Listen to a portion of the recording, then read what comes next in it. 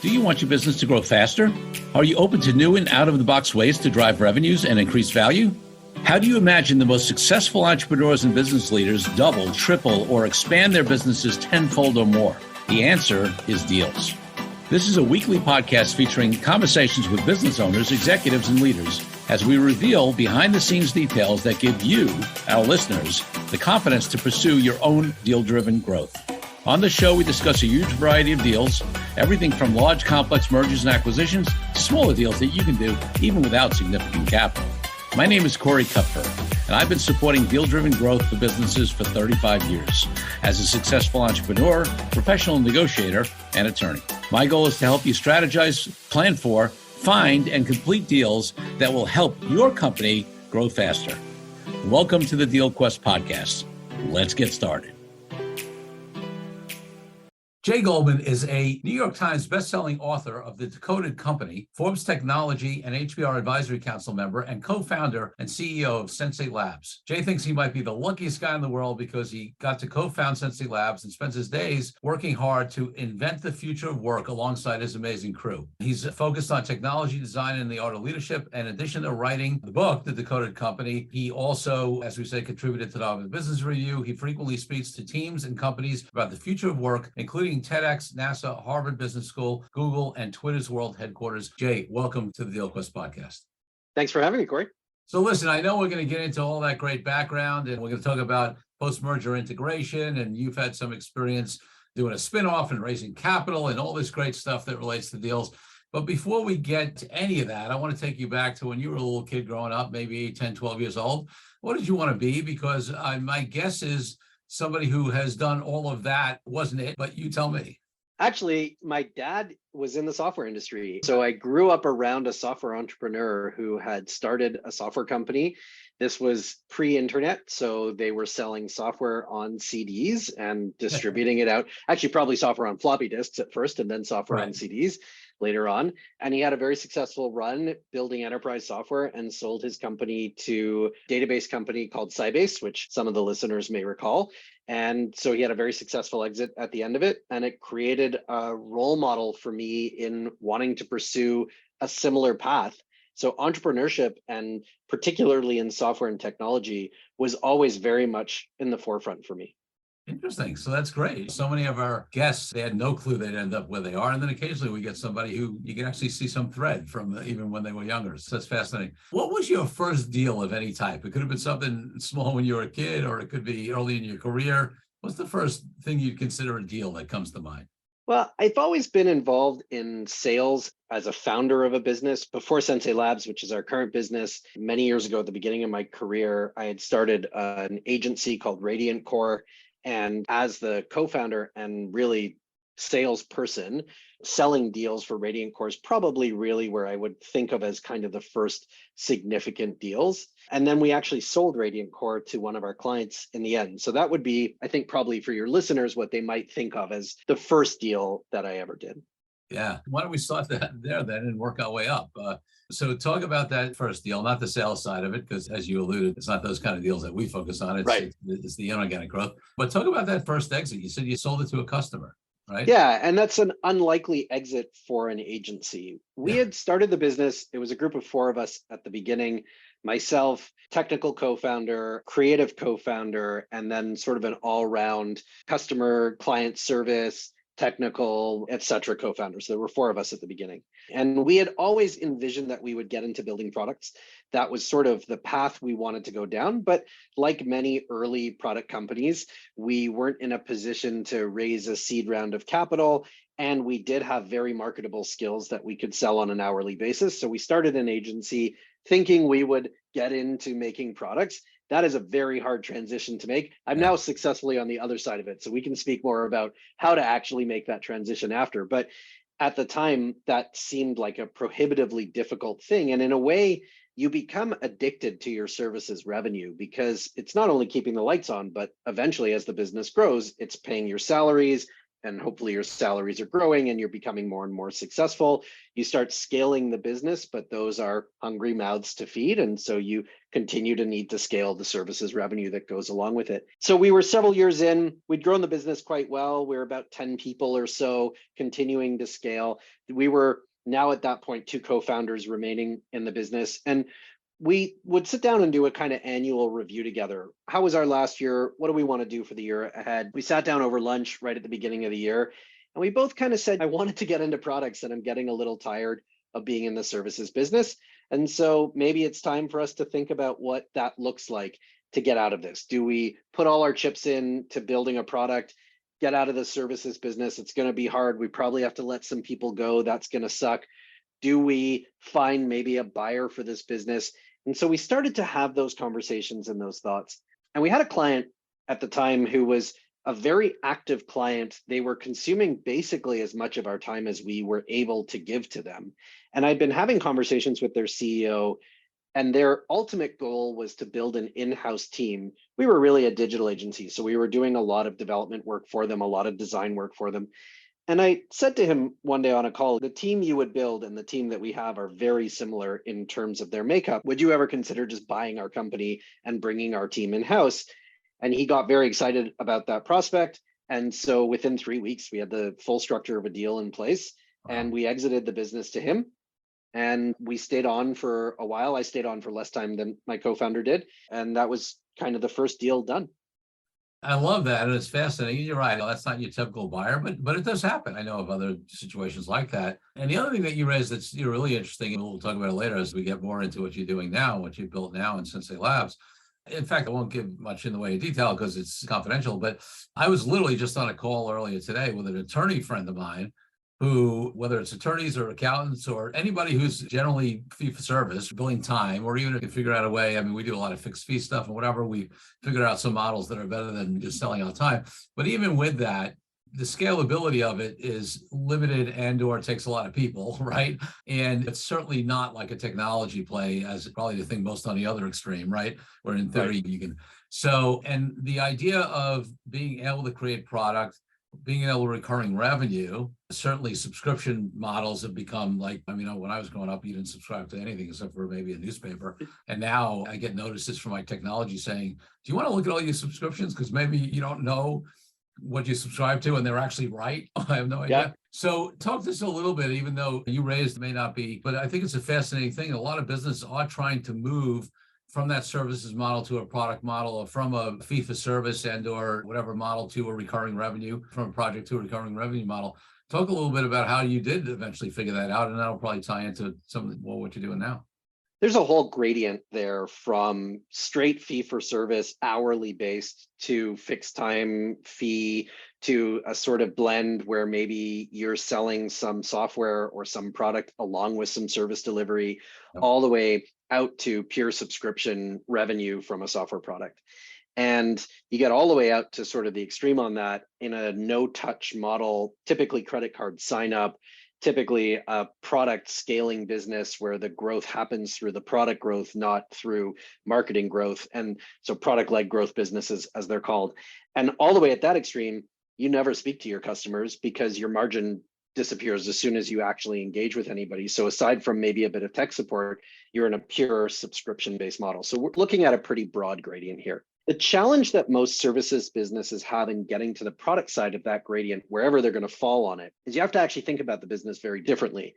Scaling a services business, at least let's say scaling a profitable services business, means you sell more hours and you hire more people, and then you sell more hours and you hire more people. There's not a lot of magic to this. That's how those businesses scale. That's right.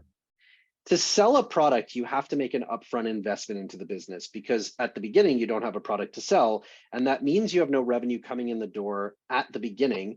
And so you have to think about this as an investment.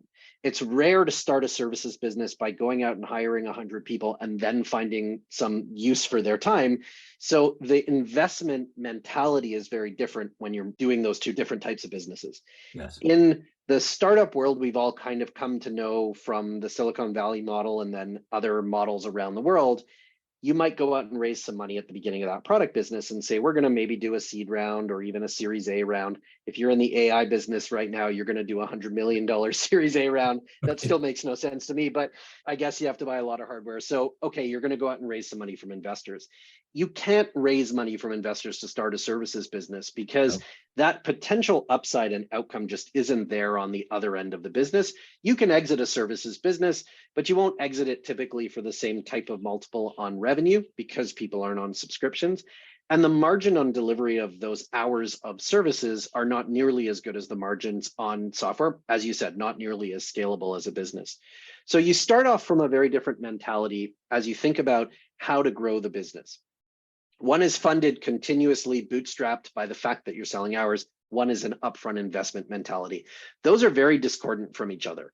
Yes. To shift a business from we watch our margins and we think about how much we're charging and we're very careful about hourly rates and all of that, to we're going to make a big investment in building something and we're not going to have revenue coming in from it, requires a very significant thinking shift. And that's very difficult for most services businesses to do. Yes. The second thing is, as a result of that, you'll have all kinds of systems built inside of your business that are built around the idea that you charge by the hour for your work. Whether you're doing fixed fee or whether you're doing hourly, it still kind of nets out to the same thing in the end. So even if you think about something as basic as your charter of accounts and the setup of your accounting software, it is set up and all of your reporting is built out around this fee for service model. And when you start to think about reporting out on a software business, you have a very fundamentally different set of KPIs that you need to be able to track and report on, and often can't get there from the setup of your accounting system, even right down to that general ledger and your charter of accounts, aren't going to lend themselves to being able to report on the kinds of things you need to be able to report on. So if you think about something like you're a services business and you charge by the hour, and you want to become a software business and you're going to track annual recurring revenue, those two concepts are radically different from how you track it, where the data lives, how you're going to report on it, what those dashboards look like, even if they're in Excel. That is a big shift to make as a business. And then I'd say the last thing is people. You hire a certain type of people to work in a services business. Some of their skills will be the same as you need. So if you're a web development shop and you're charging for the hour to build websites for people, and then you decide to build a web app, you've got developers whose skill set are probably applicable across both. There's some differences here. You may not think about performance the right way if you're going to build a highly scalable web app compared to some websites for clients. So it may not be a complete mapping, but close enough. You'll have lots of people in your services business, though, whose skill set is not applicable. And so now you have to think about how you're going to make that shift. And that creates a lot of negative energy in the business. If those people get wind of the idea that you're thinking about becoming a product company, they're going to fight pretty hard against that shift because it's their jobs on the line. And that means you're going to have to part ways with people, which is always a scary and difficult thing to do. There are lots of examples out there of this failing. There are few examples of it succeeding. It is a very difficult transition to make. I can tell you a little bit about how we made that transition. Yeah, I'd love to go there, but let me just take a moment. I want to just highlight a couple of things you said for the audience. One is, if there's anything I talk about that maybe people get, I don't think the listeners get tired of it. In fact, the comments we get, they appreciate it, but I talk about it a lot, is mindset shift, right? Anytime we're going to, whether it's becoming an entrepreneur from an employee, whether it's becoming a deal maker from being an entrepreneur, because there are plenty of entrepreneurs who build their business organically, but they're not deal makers. It's a different mindset. And certainly this shift from service business to product business, it's sort of different thinking, right? It's a different mindset conversation.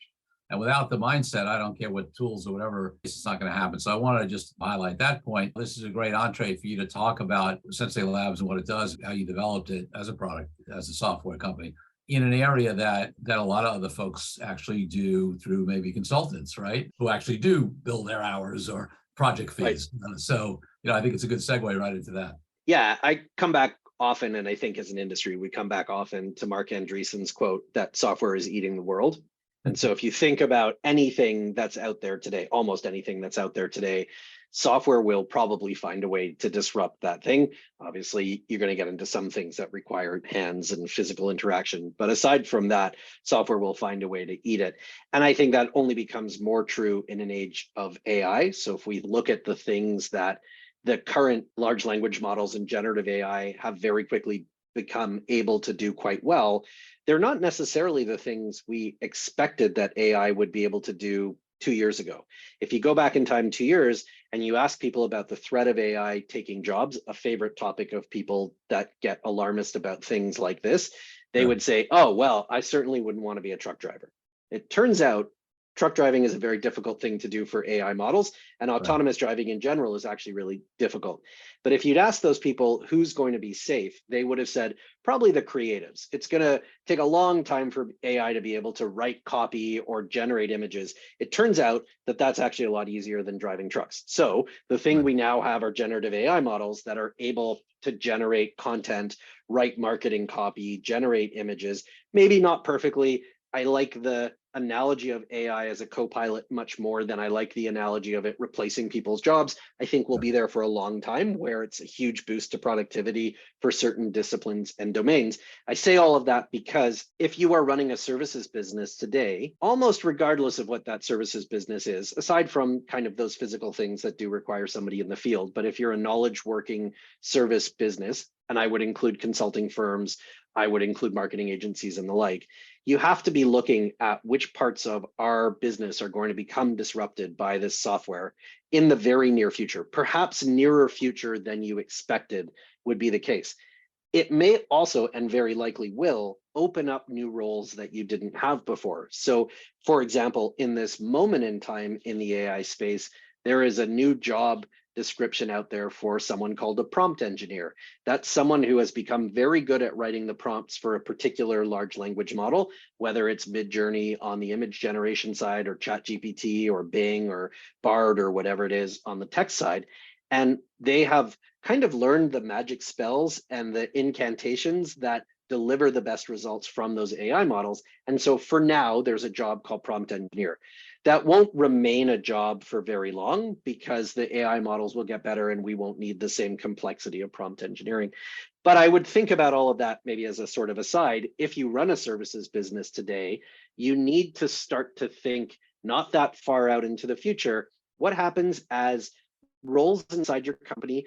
And I expect that this will be kind of bottom up. So if you think about the most junior roles on your team, let's say you have analysts who are doing a lot of analyst work on data that's coming in from your clients, or if you're doing a lot of video production, they're maybe doing color grading or things like that. Those are the first roles that are going to go. But that's also in the typical pyramid model of a services business where the bulk of your revenue comes from.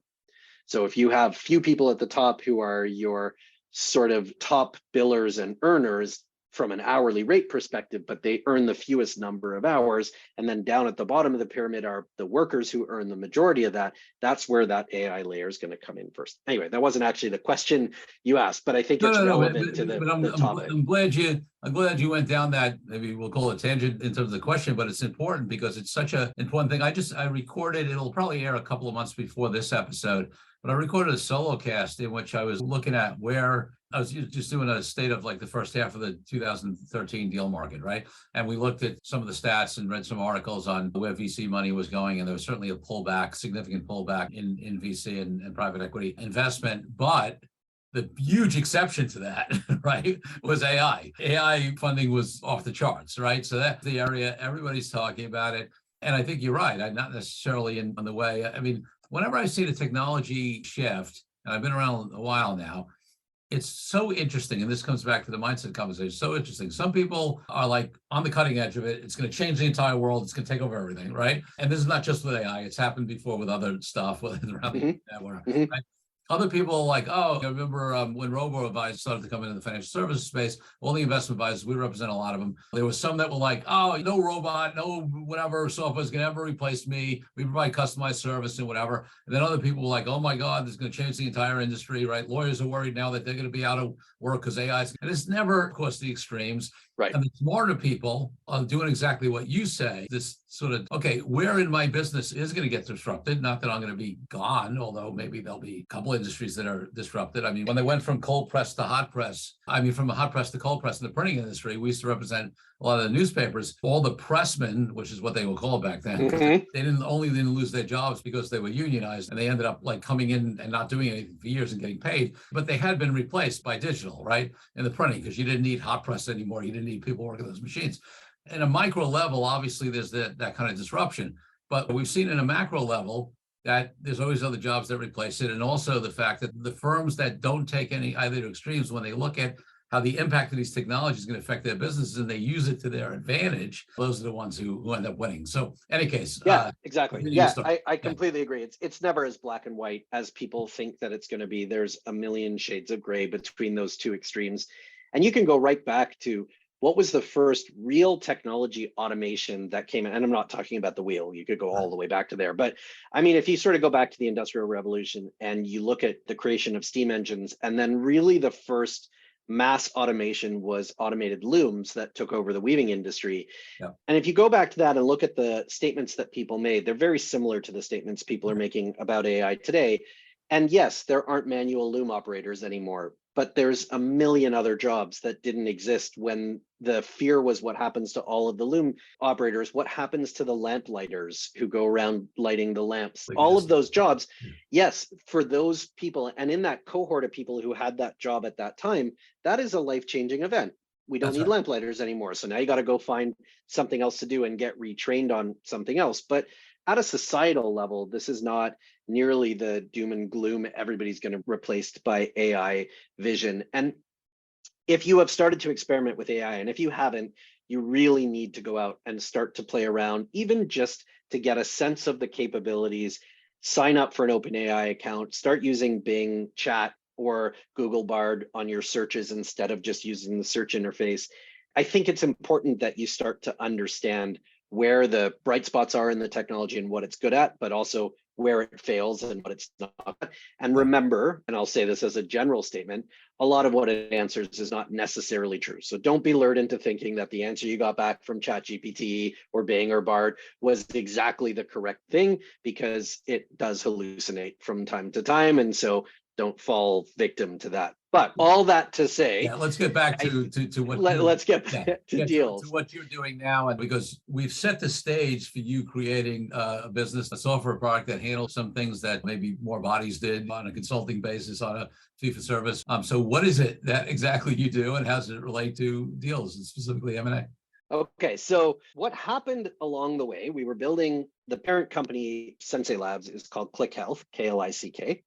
Click is a life science commercialization partner, for lack of a better term, a marketing agency. They work in the life science space with primarily biopharma to bring life-saving therapies to market, and they help those companies right from the pre-commercial stage through commercialization and then on. Click was just recently named the #2 health agency in the world at Cannes. So it's grown quite significantly, is about 1,500 or so people today, 10 offices around the world, a few hundred million in revenue. So Click is a sizable business today. I had the good fortune to join Click when it was only about 130 people. And my other two co-founders in Sensei Labs were actually already there when I joined Click. So they go back even further. Our president and co-founder Benji was employee number 8 or 9 at Click. And our CTO and co-founder Darcy has been in the Click family for about 17 or so years. So we're old timers in this kind of family, as it were. Yeah. So we joined and we're part of building Click into the business that it is today, which is a really meteoric growth story. Click has grown 30 to 40% year over year since it was founded, which, as you know, becomes harder and harder to do as you get to be a bigger business. And so we would get asked a lot, what's the magic behind that ability to grow? And I said one day to the two co-founders of Click, Liram Siegel and Aaron Goldstein, I think we should write a book about this, because what we do at Click and the way we run this business is very different than the way most businesses are run. And it would be easier to answer this question by pointing people to the book than to have to keep answering it over and over. And in the search for talent and the best possible people we could bring into this business, having a book out there even if it doesn't sell well, but we can point people to it and they can learn about our culture, will be helpful from a recruiting perspective. So we decided to write a book. We brought on a fourth co-author, a very good friend of mine named Rahaf Harfouch. Rahaf was a researcher at the World Economic Forum at the time. She'd worked with Don Tapscott on some of his books. Some of your listeners may know Don's work. And so she came on board to join us as a researcher and co-author on the book. The book is called The Decoded Company. It came out in 2014. And we got extremely lucky with the timing of the book. We wrote a book about big data and talent centricity at exactly the right moment in time, exactly when those two things became really big topics. And as a result, the book became a New York Times bestseller, which was an extraordinary journey for us. It gave Liram and myself the opportunity to speak all over the world, some of the places you mentioned in the opening.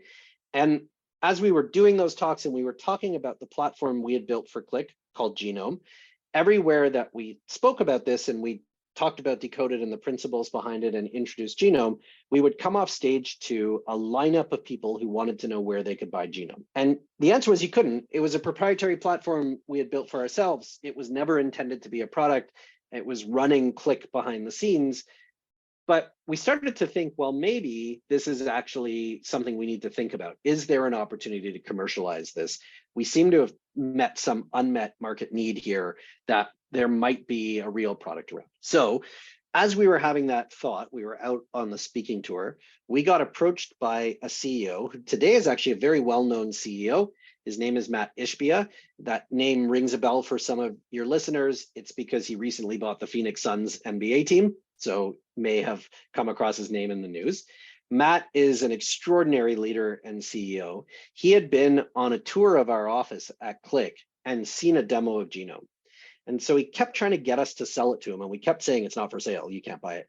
And eventually he got tired of that answer. And he called us and said, look, I'm either going to build the system for myself or you're going to sell it to me. But if I have to go and build it for myself, you are no longer allowed to call yourselves entrepreneurs. And that was like, we're entrepreneurs, like that's our thing. So that was like the gauntlet. Okay, fine, Matt, we'll sell you the system. You can be customer number one. He negotiated us into a 10-year subscription agreement on the first subscription we ever sold because he believed that this was going to be a really big platform and he wanted to secure that customer number one spot in the history of Sensei Labs. And so we signed our first subscription deal in January 2015. Took us about 6 months to get the platform ready for anybody outside of Click to use. We had all kinds of funny things happen through that journey where we discovered places that engineers had just made decisions that made perfect sense if you were building this to work inside of Click, but no sense at all if you weren't, like it only worked in Eastern Standard Time. Or the chairman of Click at the time, Peter Cordy, who was the third co-founder, had to be the chairman or else the entire platform didn't run, things like that. And so we had to make some changes to adapt this into being a product that other companies could use. We launched with UWM in June 2015, and it was a great success for them. And they continue to use the platform today. I've actually renewed that initial subscription agreement out till 2030, so they continue to be a great customer of ours today. And every single team member at UWM uses our platform every day.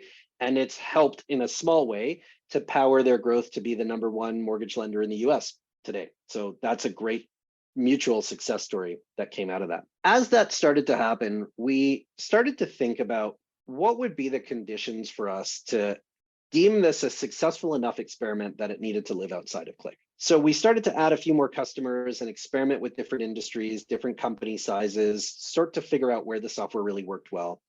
We had the very good fortune for one of Click's largest pharma clients to come to us and say, we've heard about this platform you have. We have a very particular challenge in that we are launching a new blockbuster drug in the pharma industry that means over $1 billion a year in revenue in 26 countries. And we are currently tracking that in Excel spreadsheets. So that is status quo, unfortunately, for large enterprise. I'm sure many of your listeners are immediately having cold sweats thinking about the very large program they're currently running. It's funny to twitch. Yeah, exactly. This was actually the craziest Excel spreadsheet I've ever seen. And I've seen lots of spreadsheets in my days, but this was things like change the background color of the cell to indicate the status of the task that you were working on, or copy icons out of one tab and paste them into a column in another tab to show which team is responsible for this task. It had tons of Visual Basic macros that broke every single time you tried to run them.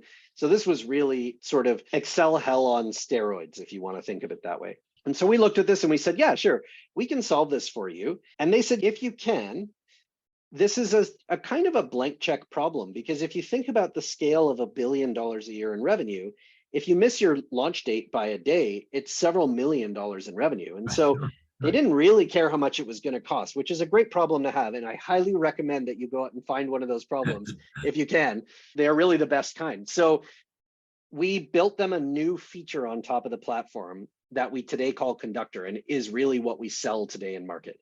And Conductor was built to solve two problems, and they will sound very familiar for anyone listening who has run an integration management office, because although they were doing a product launch, it turns out when you're running a large complex program inside of enterprise, the set of challenges remains remarkably consistent regardless of what type of program you're running. So in their case, they had a large matrixed organization. They had 26 countries, which had country leads. Each country's team was made up of a cross-discipline group of teams.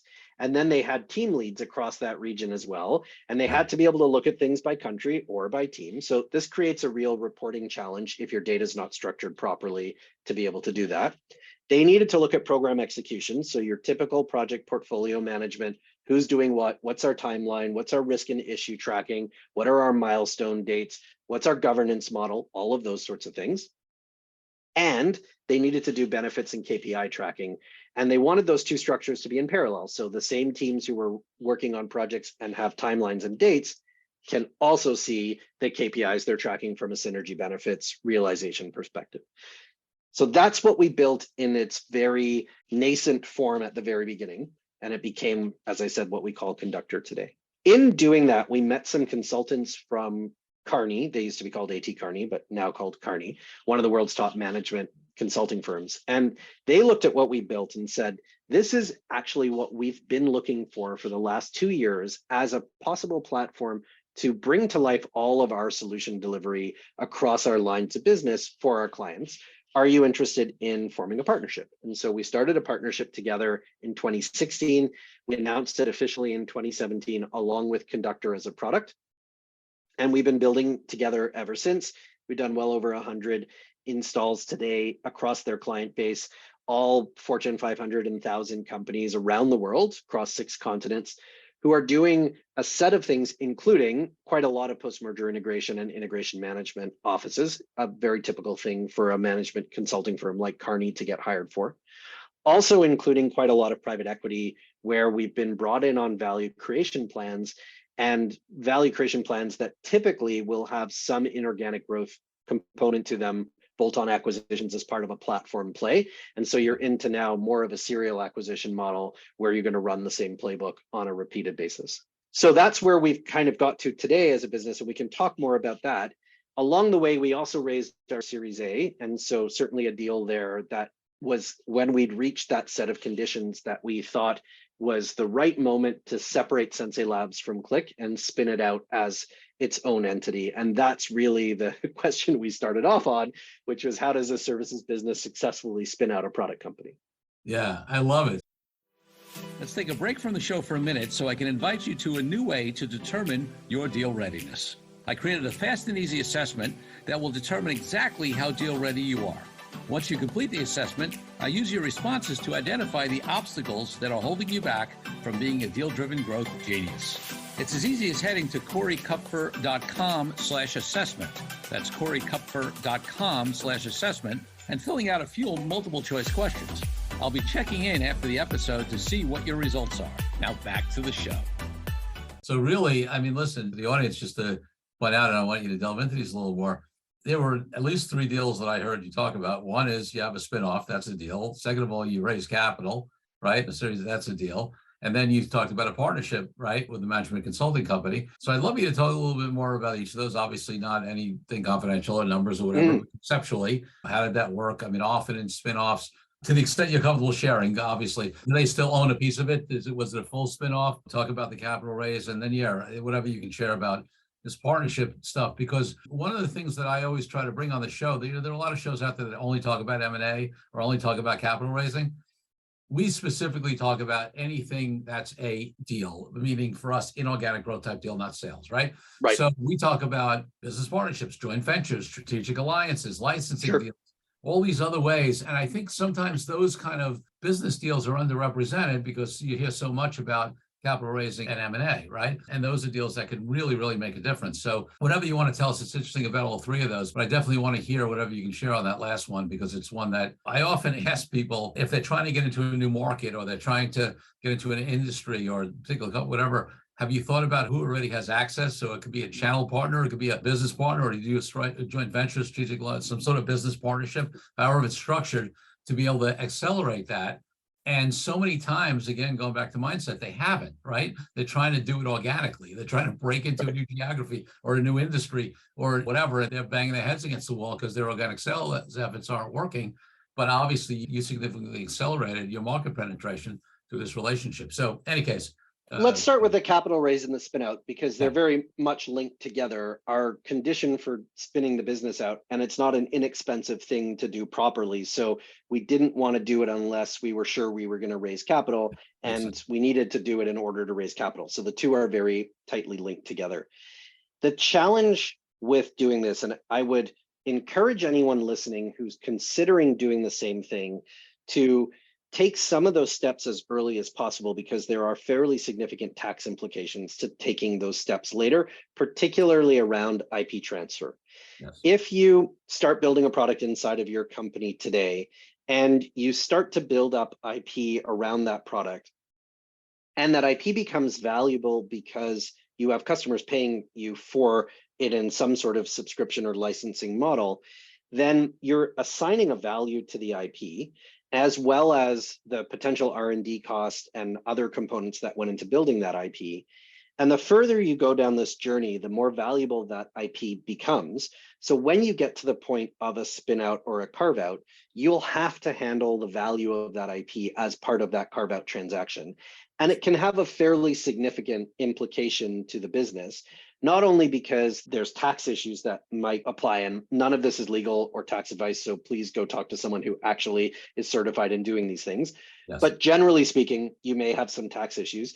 You may also inadvertently create an environment in which you want to take some of your team members from the parent company, put them into the spin out, incentivize them with a stock option plan and ownership, which also is one of those things that's quite different between technology companies and services businesses. Yep. Rarely in services businesses is there a concept of an employee stock option plan and ownership. Generally, if there's some sort of profit sharing model, it is actually a bonus structure or profit sharing model, not so much an equity model. And that's a difference when you move over into the more sort of technology and software side of the world. But also consider that if you start a startup today, so Corey, let's say you and I go out and start a business and we say, well, there's two of us, we're just going to split it 50-50. Great, we're co-founders of a business worth $0. So although we own 50% of the shares each, they have no value. If we transferred in now some piece of IP that might be worth at this point several $1 million, we've actually now created a value for the business. It now has an enterprise value. And so those stock options we start granting people may be either at a strike price that is unattractive to them or potentially underwater, depending on how we've structured this and done that spin out. So if you're starting to think about this today, it may be beneficial to set up that corporate structure and build the IP in the subsidiary, even if it's 100% owned, earlier in that process than you might have done otherwise. And the cost of doing that early when there isn't much to do related to the value of it is much simpler than doing this later. If you are doing it later, don't skimp on the advisors that you bring on for this. Because as I said, there can be some pretty significant tax implications. So make sure from the accounting and tax side, you're well covered. But even possibly more importantly, that IP transfer agreement needs to be really watertight. If you're going to go out and raise money as a startup that has spun out and your core IP as a business came from a parent company, you need to make sure that that IP transfer is very clean, that there's no shades of gray around that, because any investors coming in are putting their money into a business built on that IP. And they're going to go through their due diligence cycle on that deal. they're not going to put money in if there's any shades of gray. 100%. And if you're going to raise another round afterwards, this problem magnifies the more valuable the business becomes, because if you get from a Series A to a Series B, let's say you're doing 10 million in ARR now, you want to go out and raise at a 7-8 times valuation. We're talking about a pre-money enterprise valuation of $70-80 million. Someone's going to come along and want to put in a $20-30 million check. Their level of due diligence is going to be a lot higher than the level of due diligence that happened in an earlier round. And if they get to that point and say, oh, but it's really unclear who actually owns this IP, they're not going to put money into your business. So make sure that you're really, really tight on that if you're doing that at an early stage. One of the things we discovered in going out to raise money from a business that was about to be a carve out is it creates a really strange situation where we became labeled very much as what the industry calls a tweener. We were in between a seed and Series A round. And the problem was that we had built up a good amount of revenue, but we weren't a separate company and didn't have any of the processes and systems in place that you would expect a software company to have. And this is part of the carve out from services to software. So in some ways, we looked like a seed round company because we were kind of just getting started with being a software company as an entity, but we had enough revenue that we fit into the Series A category. But Series A investors didn't know what to do with us because they were thinking, I don't know how to put money into this business that still needs to build its own sales and marketing team, because typically to get to a few $1 million in revenue, you would have built those teams up at that point. So that was one challenge in raising the round. The second challenge was a lot of investors don't like carve-outs. And if they hear that you're a carve-out, and they obviously will early in the conversation, it's part of the pitch, they will actually just check out of the process. The best way to think about investors in any fundraise is that they are pattern matching machines. They look for a certain set of things to be true. And as those things are true, you move through their process. And as soon as there's a thing that's not true, if they're not emotionally bought into that deal at that point, it's like the assembly line in a factory where you hit the reject point as soon as one of those things isn't true, and you just get pinged off the line. Right. So you can go into fundraising and think, I'm going to do this radically differently than everybody, and I'm not going to play the game that investors are going to play, and I'm going to present the business through a different lens, and you're just not going to raise money because that's not how they operate. If you look for that pattern and you say, how do I present my business so we check as many of those check boxes in that pattern as possible, you'll move further into the process. And the trick here, as someone raising money, is how do I get to a point where this potential investor is emotionally bought into this deal? And I think this is probably true for any negotiation. I'm using fundraising as an example, but it applies really regardless of what kind of deal you're doing. If you've got the other party emotionally bought in, they believe in the team, they believe in the product, they believe in the opportunity, then they will ignore some of the patterns that you don't match. And if they're not bought in, then one of those patterns being off will get you rejected much earlier. So the thing about carve-outs is a lot of investors look at this and think, that's a lot of headache, and I don't want that headache. So what they're thinking there, and the red flags for them are, I'm going to have potentially majority shareholder who created value, but is not creating value going forward, typically, right? I'm generalizing here. So they're going to take up a ton of space on the cap table, but they're not necessarily the ones driving the value as the business continues to grow. That's one concern. The second concern is they may exert all kinds of weird control influence as a result of that position, even if they're not the majority shareholder. And so what happens if we're going really well down the road, and then one day the parent company recalls the leadership team from the subsidiary and says, sorry, we need them back for something else, and I've lost my leadership team. So those are the kinds of things they're worried about from a control perspective.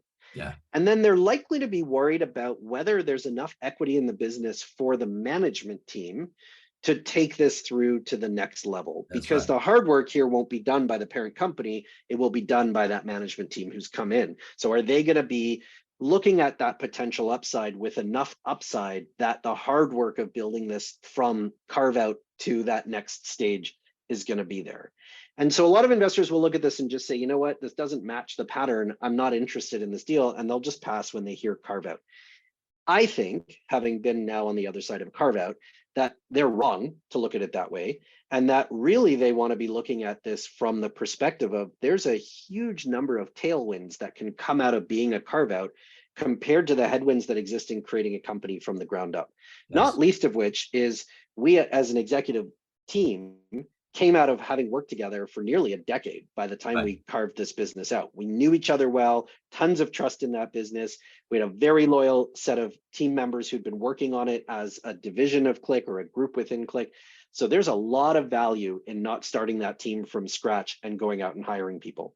Also, we successfully, as leaders at Click, I sat on the senior leadership team, scaled Click to a large business. So we knew about growing businesses and culture and how to scale that and how to think about team members and attracting the right talent and all of those things that first-time entrepreneurs have to learn the hard way through doing. So I think there's a lot of great tailwinds there. And if I were in a position to be a Series A technology investor, I think I might make a practice of going to look for carve-outs because you can get a lot of advantage as a result of that. It would be interesting because going with your point that they sort of have this way of doing things, it'd be interesting to see, and I don't know of any particularly, I'm not saying they don't exist, I don't know everybody, but it'd be interesting to see somebody who just focused on, like, let's say they decided only to do carve-outs, right? Like, get great at that. Because listen, there are, pointed out some of the advantages, some of the disadvantages. I know I've seen situations where investors question whether, because, you know, they're so used to investing in entrepreneurs and they look at entrepreneurs and big company management as different people. Now, you guys, I think,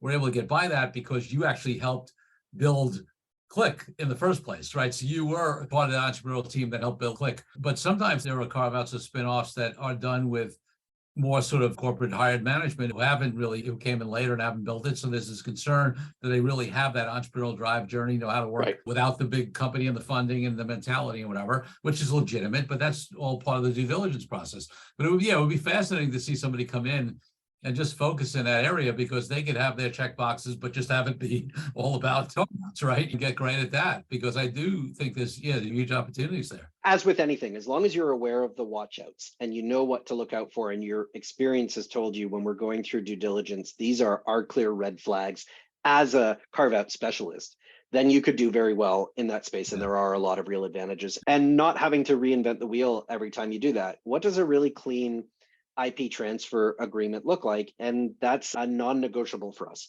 If the parent's not willing to agree to this very clean carve-out structure, then we're not going to do it. And I draw a parallel there to something like we've seen in the technology fundraising space around convertible notes. You kind of used to have the Wild West of convertible note structures, and now everybody pretty much does a safe. If you're going to go out and raise on a note, you're going to use a safe. It's kind of a generally accepted legal structure for doing this.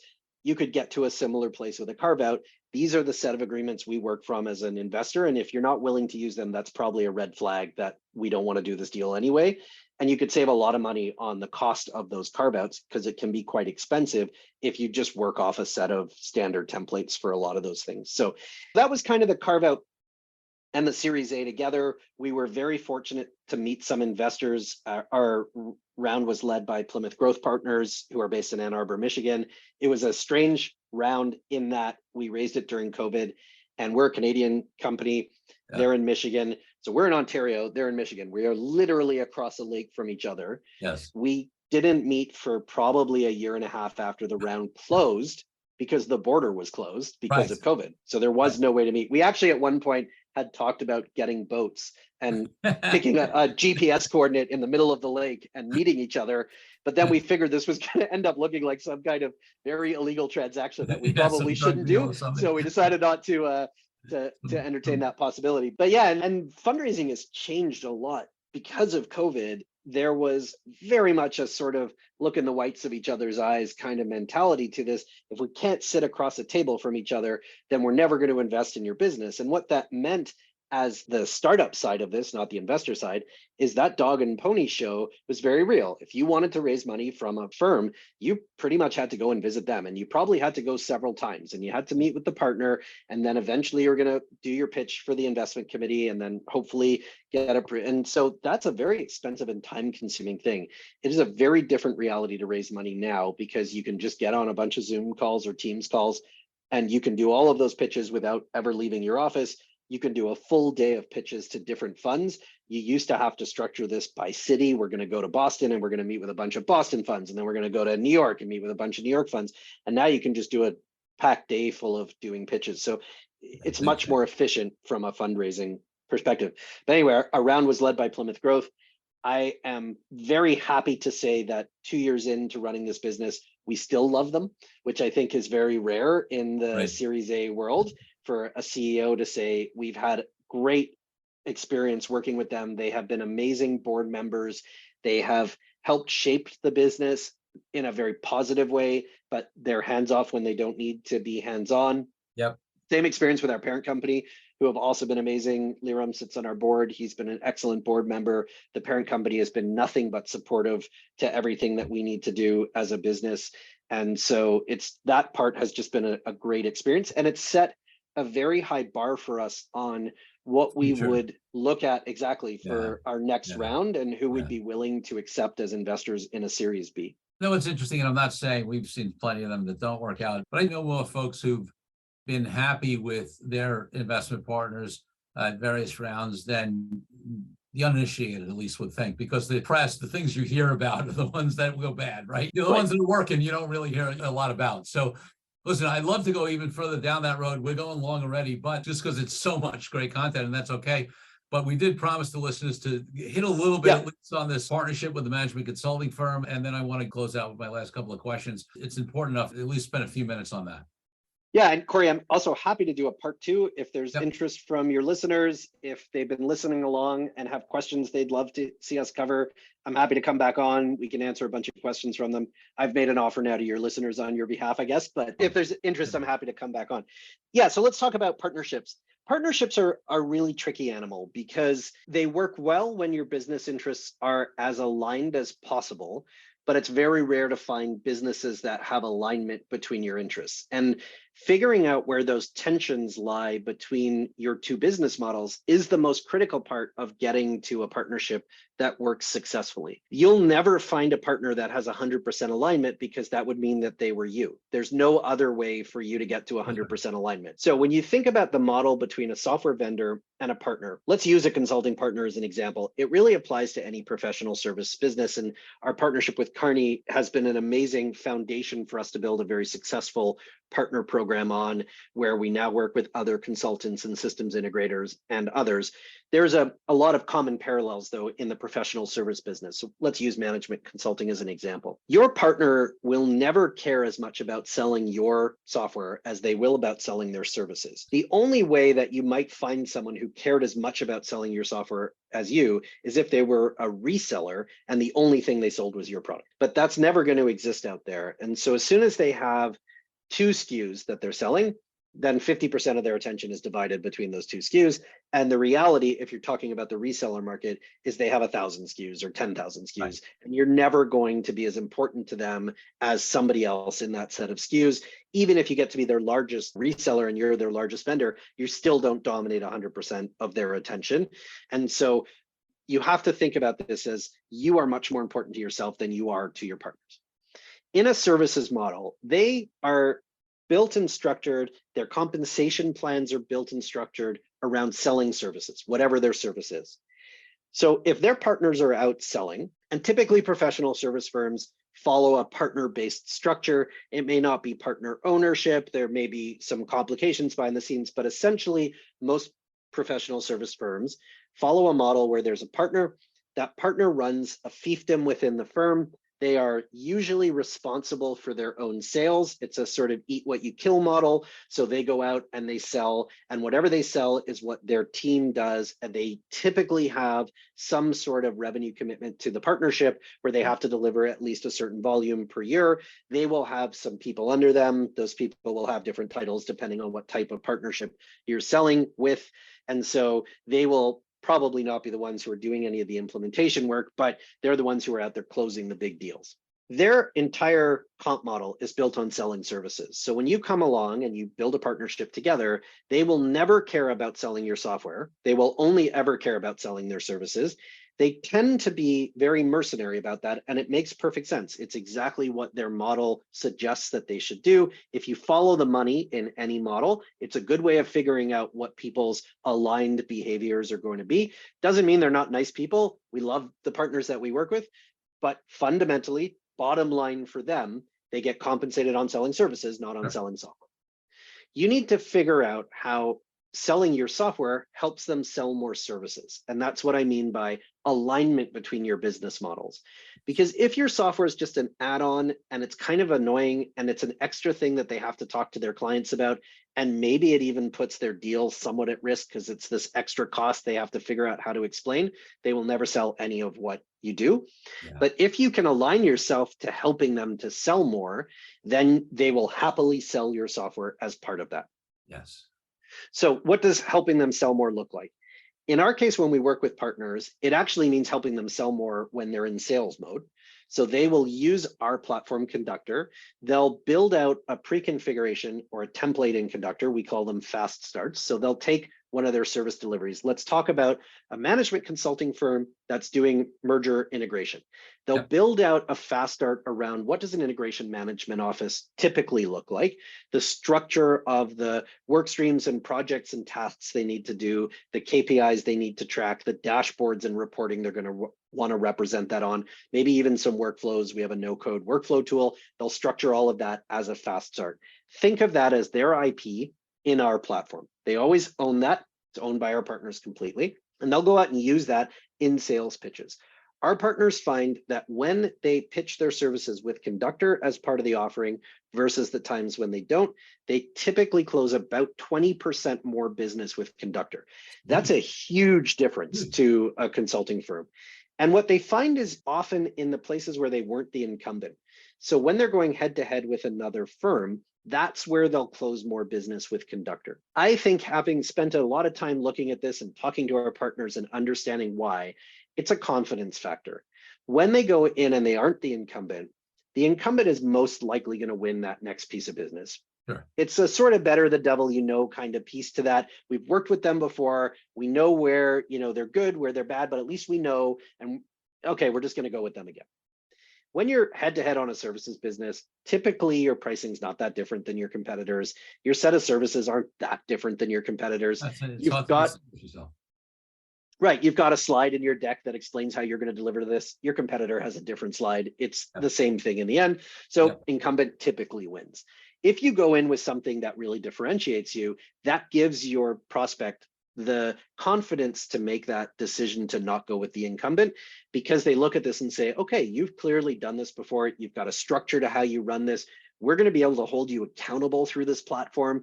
Yeah, let's take a risk here and go with someone we haven't worked with before. The other way you can help win more business for them is what happens in the engagement and after the engagement. So as a services business, and this is really important if you come from the software world, because you won't necessarily understand this part of the services business. We have an advantage in that I came from the software world, went into the services business, and then went back to software. So I understand both sides of this.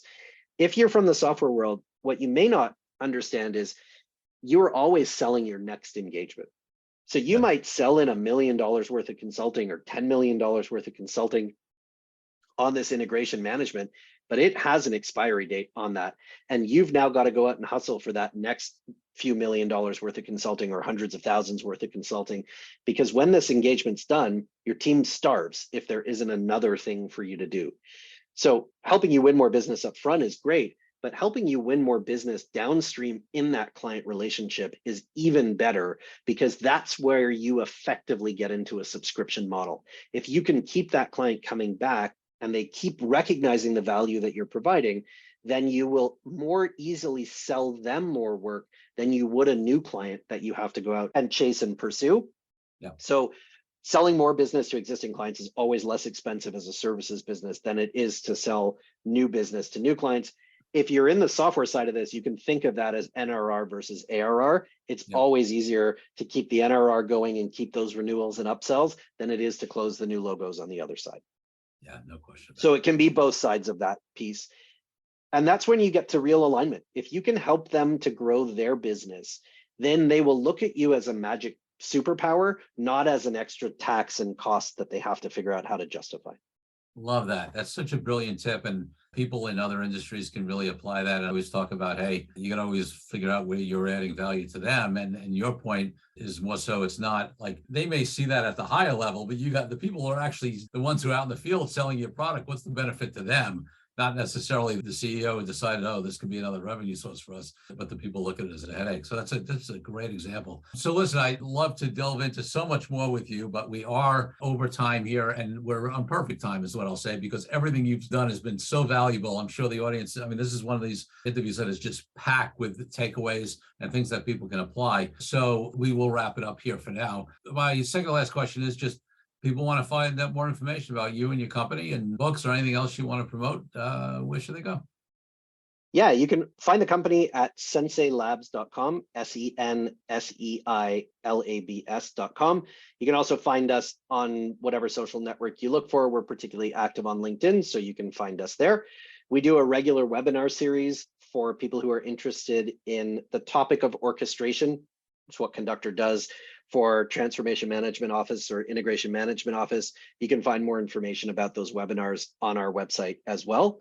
I am Jay Goldman on pretty much every social network out there, JayGoldman.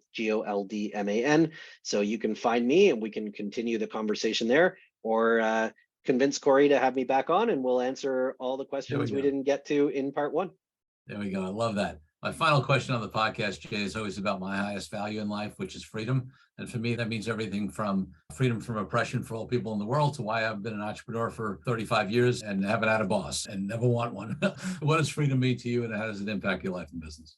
That's a good question. Freedom underlies so much of the society that we live in. I am very happy to call Canada home. I think it's one of the best countries in the world. I wasn't actually born here, though. We were South African, and I was born in Johannesburg. And freedom in a very oppressive regime like apartheid era South Africa was a very different thing than growing up in a country like Canada. My parents made the decision to emigrate when I was born, and they looked at the world that they would be raising me in, and not so much the freedoms that we may not have enjoyed, but they had lots of Black friends who they couldn't go to restaurants with and they couldn't spend time with in public, and they didn't have nearly the same freedoms for their children as my parents would have had for me. And they made the decision that that wasn't an environment that they wanted to raise children in. And so they made the decision to leave.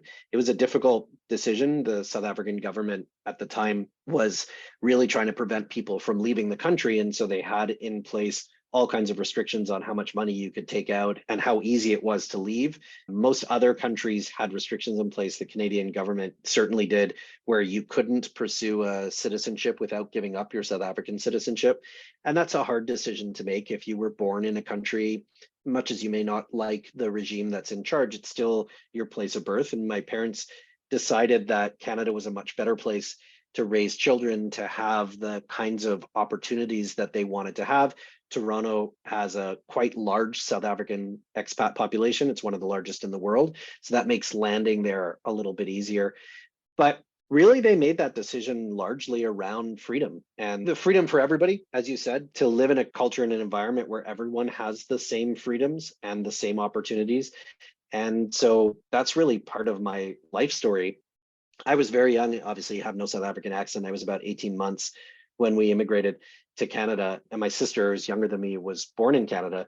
But I don't take that for granted, maybe in the same way that people who are born into that kind of environment do, because I know what that sort of impact is and what that means to have those opportunities. What a beautiful story, and what a great way to end a great podcast. Jay, thanks for being such a great guest on the DealQuest podcast. My pleasure. Thank you for joining me on this episode of DealQuest, where we help you understand how deal-driven growth can be your ticket to freedom. I want to invite you to a unique way to tap into the wisdom and experience of the DealQuest community. Join the DealQuest Deal Den Zoom calls, a free monthly 90-minute mastermind. In the mastermind, we address all the challenges you may be facing and help support you with the opportunities that may arise in terms of deal-driven growth. You will get input not only from me, but all the members on the call will collaborate and serve each other in a mastermind format. To sign up for the free mastermind, go to www.corey kupfer.com/dealden. That's CoreyKupfer.com/DealDen. I'll see you there. I'm Corey Kupfer. Until next week, wishing you the freedom and financial prosperity that I know your DealQuest will bring.